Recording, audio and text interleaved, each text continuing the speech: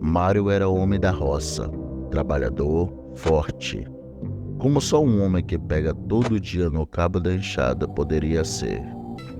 No alto dos seus 1,92 metros de altura e quase 100 quilos, se dizia o homem mais valente da região.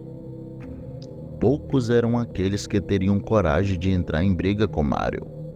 Contam que em uma noite de São João, após ter vencido 2 em uma luta, sua mula de estimação empacou no caminho do sítio em que morava, e que, mesmo já tomado por algumas doses de caninha de alambique e ainda de sangue quente da luta, foi carregando a mula até em casa. Isso é o que o povo conta. O que Mário tinha de convencido tinha de mulherengo.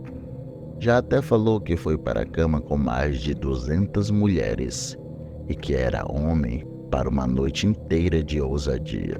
E acho que foi em uma dessas aventuras que ele quase se lascou. Domingo de sol, lá ia ele, short apertado, sem camisa, para bater seu babá. Era a atração das mulheres. Fazia um gol ali, derrubava outro aqui, atropelava outro cá, peitava outro acolá. Era o dono do jogo.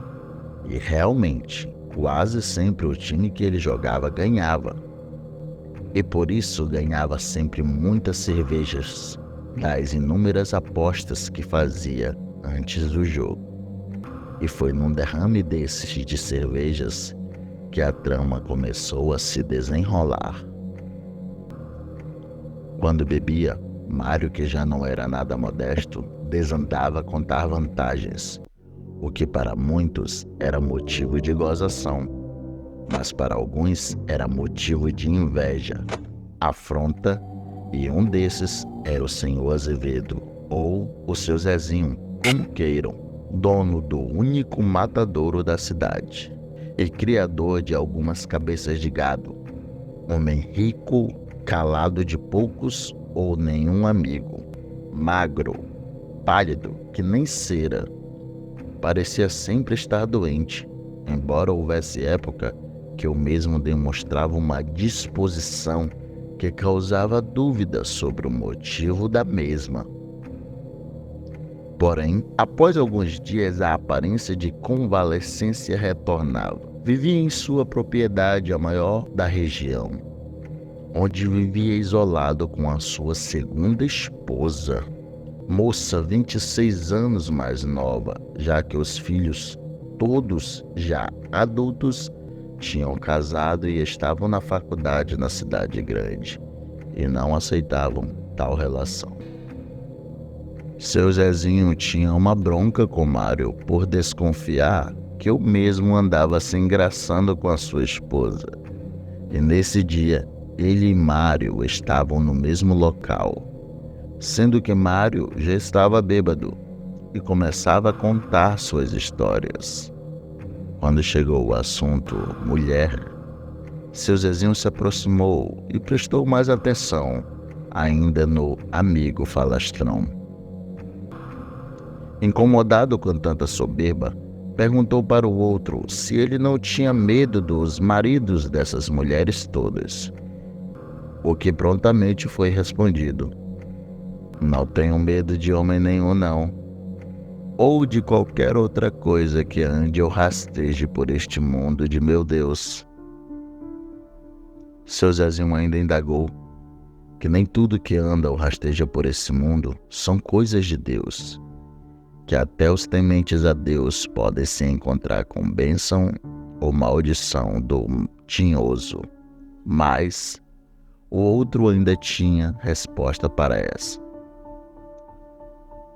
Não existe bênção que não se esvai ou maldição que não seja quebrada, respondeu Mário. Ouvindo isso, seu Zezinho foi embora, tinindo de ódio. Como alguém não poderia temer as maldições do demo? As injúrias que se escondem pela noite, a sina que aguarda cada um numa dobra de esquina. Ele já tinha sido assim E hoje ele sabe que até aquele que se levanta todo domingo para assistir à missa e guarda a Sexta-feira Santa e Quaresma pode ser arrendado pelos descaminhos da besta. Antes de sair, Zezinho mandou que Mário tomasse cuidado com as altas horas e com a luz que guiaria seu caminho até em casa. Como Mário não era nenhum gênio, não entendeu o recado e deu pouco caso. Afinal, o que o nanico raquítico poderia fazer contra ele? Alguns amigos ainda o alertaram que poderia ser alguma ameaça, dor de corno, mas ele não se importou e continuou a beber.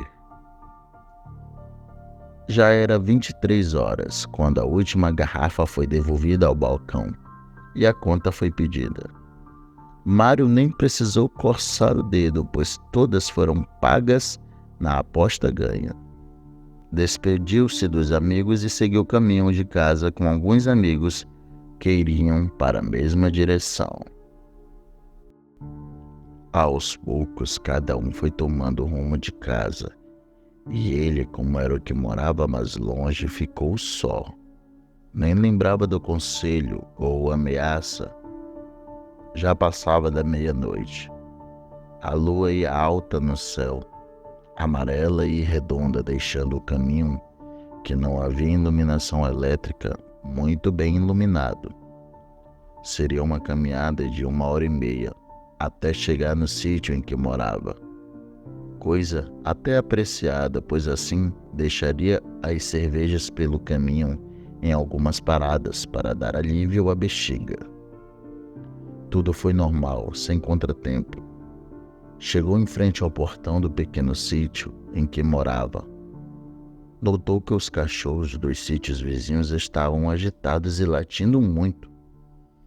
E foi quando chegou próximo de casa que notou alguém deitado, se debatendo em frente à sua casa. Parecia estar passando mal. Ao se aproximar, notou que era alguém conhecido, que era o Zezinho. Porém, parecia maior, gemendo, grunhindo, como se tivesse sentido muita dor.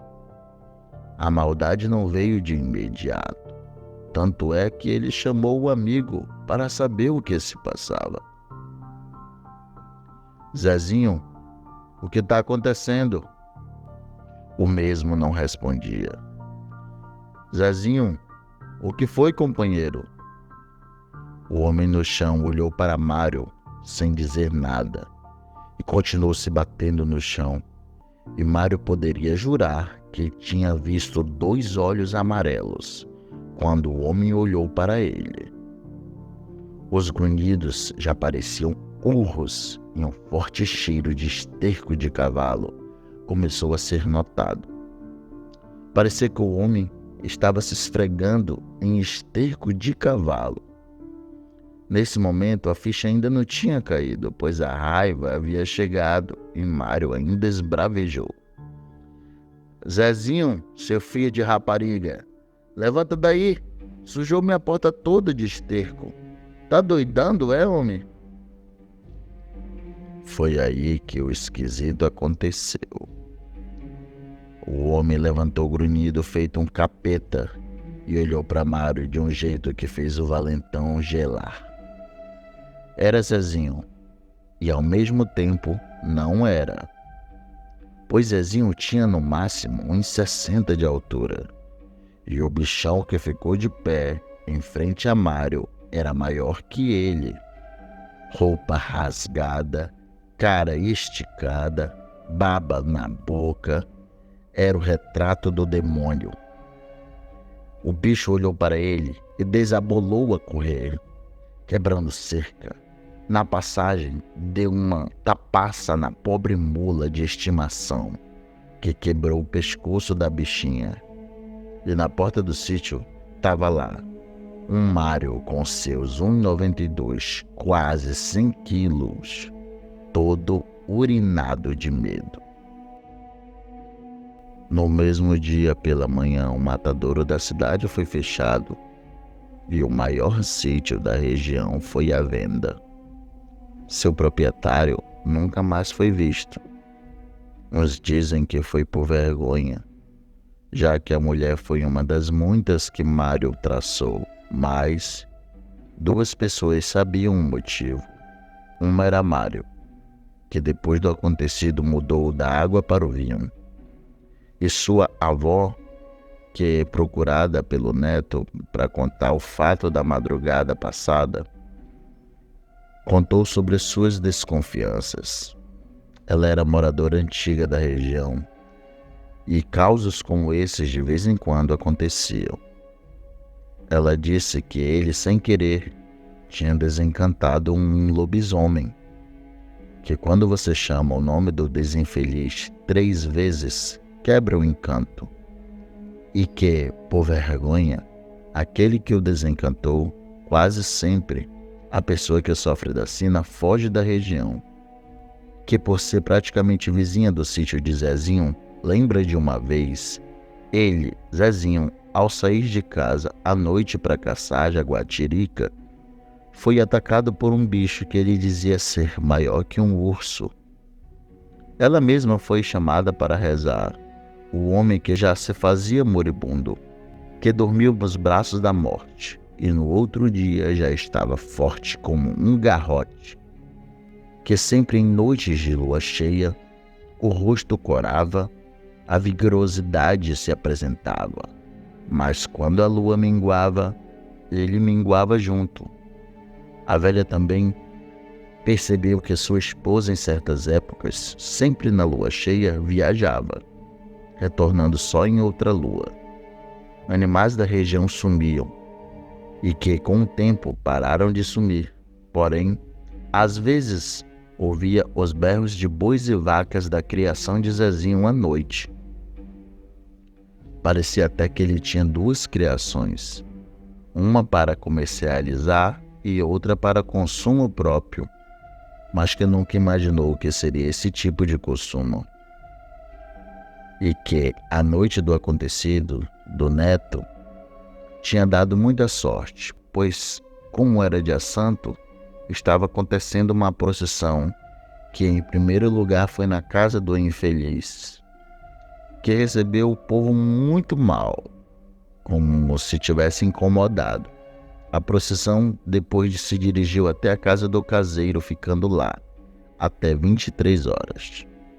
Sendo assim, o bicho não conseguiu se transformar, pois as orações, rezas e a imagem de Nossa Senhora seguraram a mandiga do lobisomem.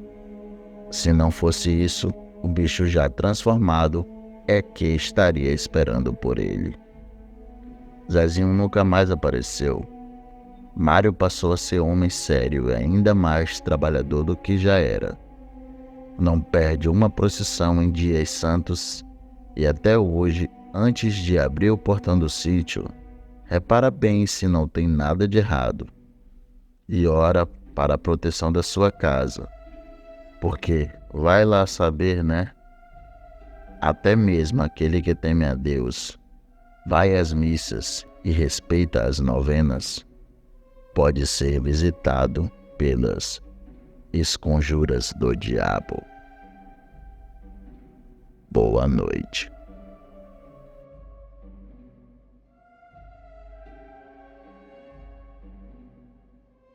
Olá, meus queridos inscritos, aqui é Alisson Maciel e venho reforçar novamente o desafio de 10.000 seguidores. Quando eu bater a meta de 10.000 seguidores, eu vou sortear 2 livros do Jefferson José, O Eurolfo na Vila dos Lobos e O Dia em que o Sol Parou. Então, se você quer concorrer a esses 2 livros, pegue um dos vídeos do canal e compartilhe o link com seus amigos nas suas redes sociais. Mas, se você não tem paciência para adquirir as obras do Jefferson José no sorteio, entre em contato no link nas descrições.